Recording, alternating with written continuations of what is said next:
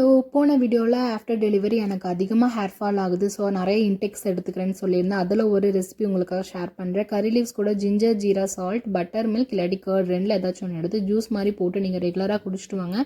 கண்டிப்பாக ரிசல்ட் கிடைக்கும். இது ஹேருக்கு மட்டும் இல்லாமல் உங்கள் இம்யூனிட்டி பவர் பூஸ்ட் ஆகிறது, அதுக்கப்புறம் ஸ்கின்க்கு டைஜஷன் ப்ராப்ளம் இருந்தாலும் சரியாயிரும். கண்டிப்பாக ட்ரை பண்ணி பாருங்கள். அந்த வீடியோ கீழே ஒரு ஃப்ரெண்ட் கமெண்ட் பண்ணியிருக்காங்க. என்னென்னு பார்த்தீங்கன்னா, அவங்க ஃப்ரெண்ட் 7 மந்த் கன்சீவாக இருக்காங்க அண்ட் டெலிவரிக்கு எப்படி மென்டலி ஸ்ட்ராங்காக இருக்கணும், அதுக்கப்புறம் ஹாஸ்பிட்டல் போகிறப்ப என்னென்ன திங்ஸ் கேரி பண்ணி எடுத்துகிட்டு போனோம் அப்படின்னு கேட்டிருக்காங்க. கண்டிப்பாக ஃபுல் வீடியோவை போடுறேன் நான்.